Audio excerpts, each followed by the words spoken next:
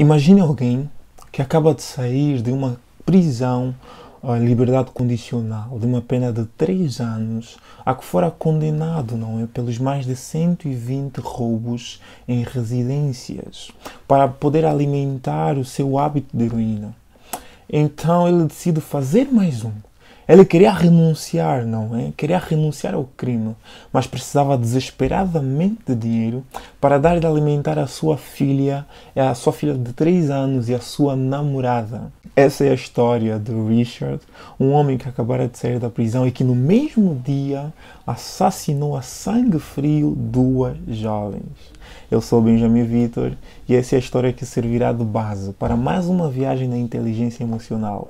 E o destino hoje é o sequestro emocional.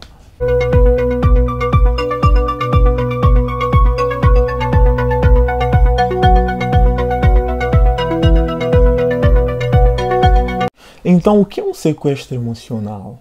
A título de curiosidade, um sequestro emocional não é? Geralmente traz arrependimentos depois do acontecido, como foi o caso do Sr. Richard, que após ter saído não em liberdade condicional pelo tantos roubos que ele havia feito, não é?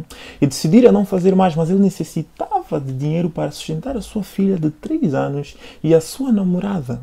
Então veja que ele escolheu o local, o apartamento que ele assaltaria a ponto fino. Por pensar que não havia ninguém nesse apartamento dessas 2 moças, ele escolheu ela. Mas quando encontrou que uma das meninas estava lá.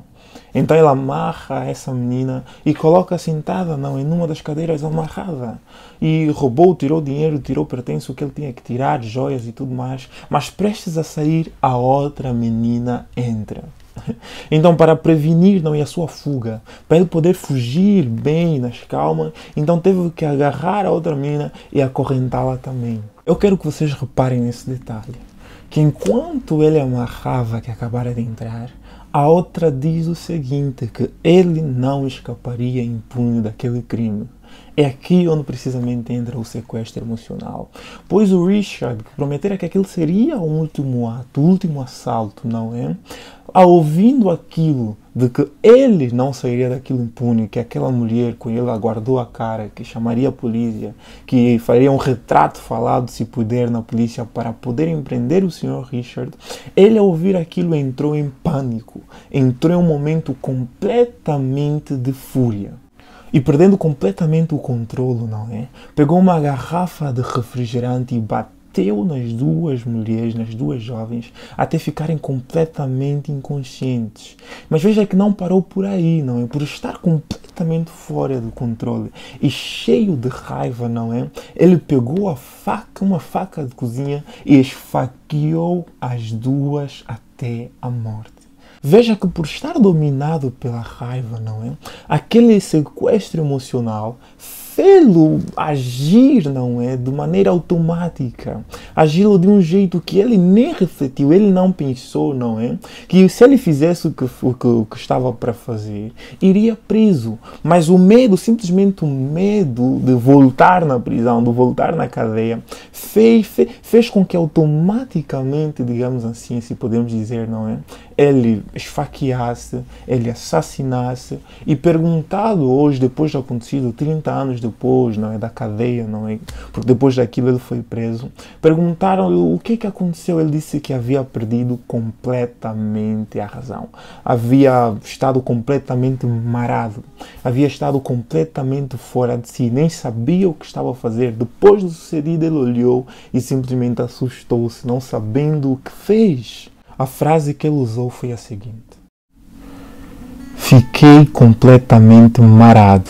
Foi como se a minha cabeça tivesse explodido. Estas explosões emocionais, como o que aconteceu com o Sr. Richard, é denominado de sequestros emocionais ou neuronais. E nestes momentos de explosões, de grandes explosões de emoções, um centro no cérebro límbico, e límbico é relativo ao sistema do cérebro que é responsável pelas emoções, pelo comportamento social. E um centro no cérebro límbico, como eu disse, não é? Proclama uma emergência, assumindo o controle do resto do cérebro. cérebro para servir a sua agenda urgente. Esse sequestro ocorre em instantes, antes mesmo que o cérebro pensante, o qual é o neurocórtex, aperceba-se do que está a acontecer. Quanto mais então decidir se é uma boa ideia ou não.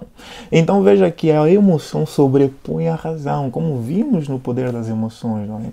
Que a emoção sobrepõe a razão. Em um instante ele age, fazendo com que a pessoa haja automaticamente, sem sequer, não é, decidir se é uma boa ideia ou não.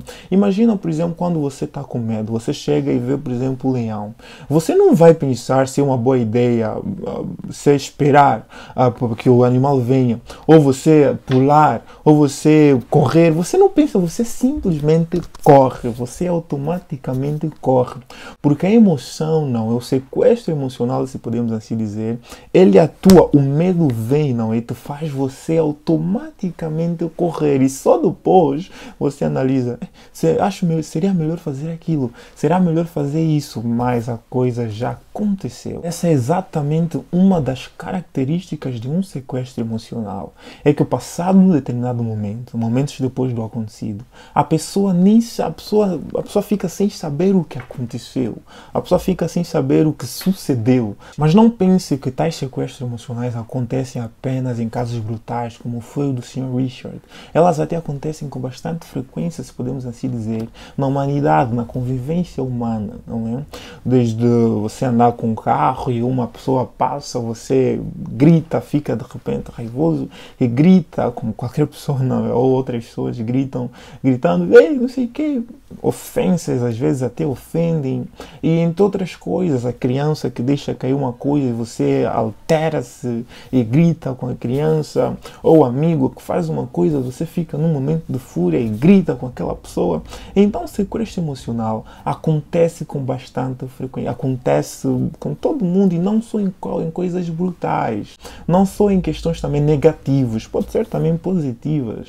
Às vezes acontece, por exemplo, um riso, uma crise de riso, não é? Em meio a uma piada, você dar gargalhadas sem parar. Isso também é um sequestro emocional. E todos esses sequestros têm a origem na amígdala, que é um centro, não é? Que é o centro do cérebro límbico, que é responsável pelas emoções, que é responsável por tantas outras coisas que teremos, se for a vontade de Deus, a oportunidade de falarmos delas mais para frente. Então há o neocórtex, que é o cérebro pensante, e a amígdala, não é? Que tem a ver com as emoções. Em alguns casos, a amígdala, que tem a ver com as emoções, sobrepõe o cérebro pensante. Então, sequestro emocional é basicamente isso.